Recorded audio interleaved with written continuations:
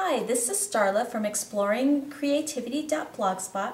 Today I'm going to demonstrate how you can make your own metal flower embellishments that can be used on cards, scrapbook layouts, or an altar project. We will be using 10 Second Studios metal. This is 40 gauge metal in spiced rum. This metal is colored on one side and then it is silver on the other. If you don't like the silver on the other side, you can alter it by using paints or alcohol inks or even sandwiching it with decorative paper. We'll also be using some embossing folders and a die cut of your choice. I'm using Tim Holtz's Tattered Florals today.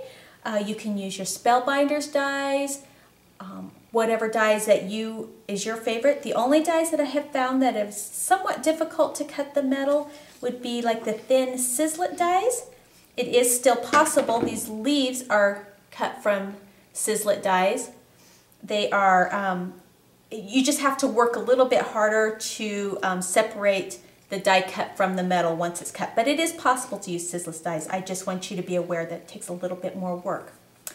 Also, with this, I want to point out that whatever die you use, you just treat your metal as your sheet of paper.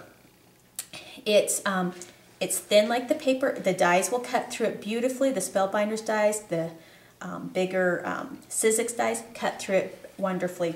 And you make your sandwiches just the same as you would for your particular die cut machine, whether it be a Big Shot, Cuttlebug, Wizard, whatever. Okay, other supplies that we need. We'll be using some very strong adhesive. I'm using E6000. Hot glue will also work. Some paper snips, a paper stump. This is a burnishing block or a finishing block. You can use fine grit sandpaper also, and a thin mat.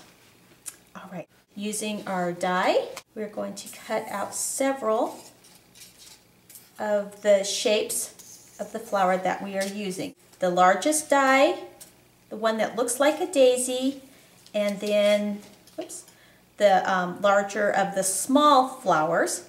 For the small flowers, I just used larger of the small dies and this the smallest die. To add this wonderful texture onto the metal, it's very easy to do. You just take your die cut flower,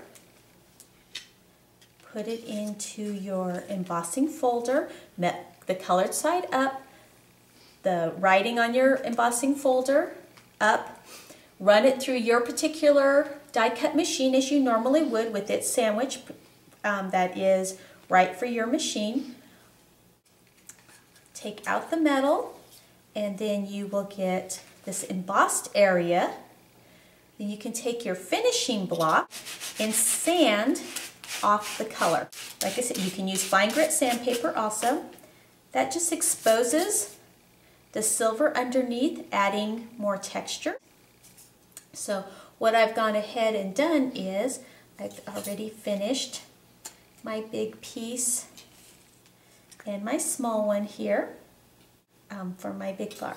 Now, to make this wonderful fringe effect in the center of the flower, very simple to do. I just took my larger of the small flowers.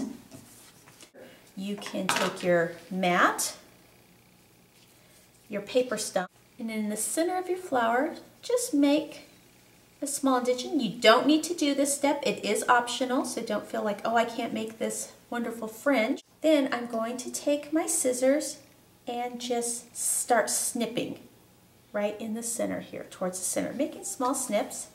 Then, doesn't have to be perfect, and as I'm going along, the metal will start to fringe. You can see that fringe right there. And I'm going to go all the way around. I already got one cut here. Then you just arrange the fringe as you'd like. And I'm going to bring in my bigger pieces. And what you're going to do now is start shaping your flower. The metal bends very easily, So I'm just slightly curling the petals, shaping as I want. The nice thing about this is that you can keep working at it till you get the shape that you want. I'm going to take my daisy here, also end up these petals like so.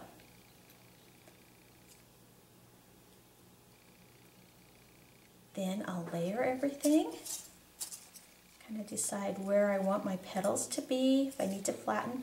Then I'll take my fringed area, and sometimes what I find the easiest way to arrange it is just grab my little paper snips and bend the fringe how I want.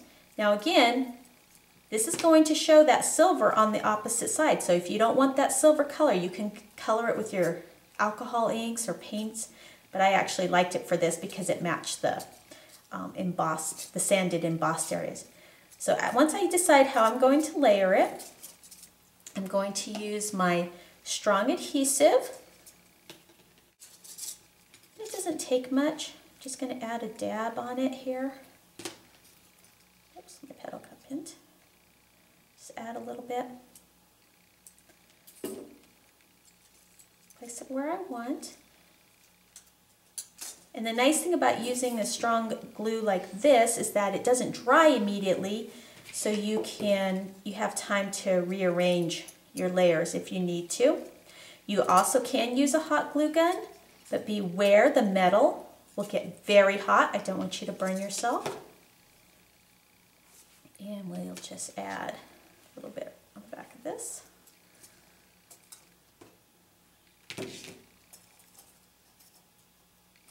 Set in the middle, arrange my fringe, and then we'll set that aside to dry. And now I want to show you how to make these smaller flowers right here. Same principle, very easy. I am just going to use the larger of the small flowers. This one's already embossed. I'm leaving this one flat. Then what I did was I took the same flower, but I made snips in it with my scissors. Made like V's to the center.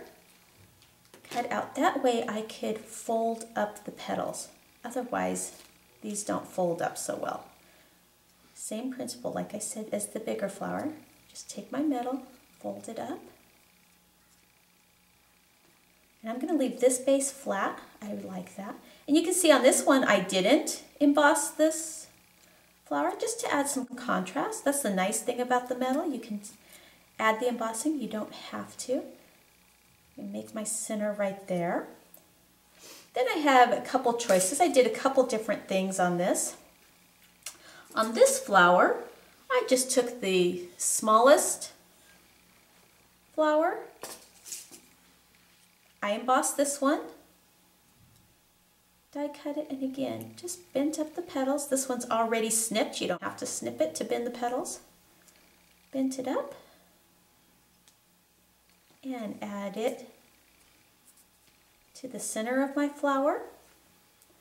Or you can also make that fringe, same fringe for these small flowers, like right here, by using that same little small flower and just snipping right to the center. That same technique that we used on the larger one, and then just bend up the petals, creating your fringe. And then you would glue this as we did the large one. And it dries fairly quick.